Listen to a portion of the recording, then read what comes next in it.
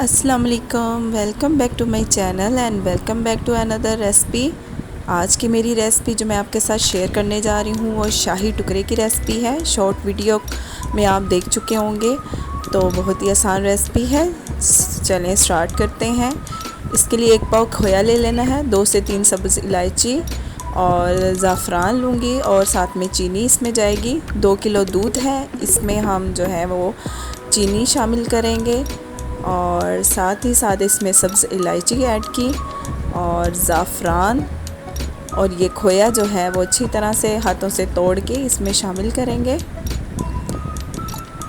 2 kilo दूध में चीनी, इलायची और खोया, ज़ाफ़रान, ये सारी चीज़ें ऐड करके दूध को अच्छी तरह से पका लेना है।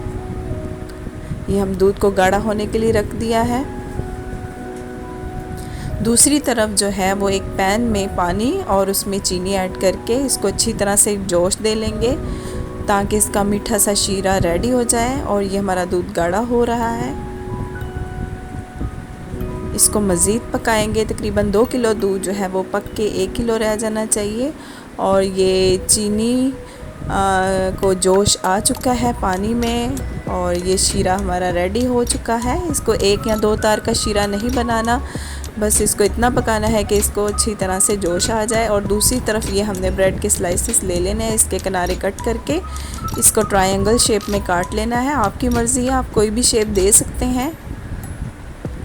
तो अब हम क्या करेंगे, जो शीरा है हमारा रेडी जो हो चुका था उसको हम एक बोल में निकाल देंगे और पैन में ऑयल ऐड करके उसको गरम कर लेंगे और इसमें जो है ब्रेड के स्लाइसेस फ्राई करेंगे। ये दूध देखिए हमारा काफ़ी पक चुका है, तकरीबन 2 किलो दूध 1 किलो दूध रह चुका है। और ये हमने इस तमाम स्लाइसेस जो हैं वो गोल्डन ब्राउन कर लेने हैं ऑयल में। स्लाइसेस को जलाना नहीं है, इस तरह से गोल्डन ब्राउन करना है। और अब हम जो तमाम स्लाइसेस हैं हल्के हल्के पानी में, शीरे के पानी में डिप करके डिश में निकालते जाएंगे। इस तरह से हल्के हल्के डिप करने हैं, ज़्यादा डिप नहीं करने ताकि मीठा ज़्यादा ना हो।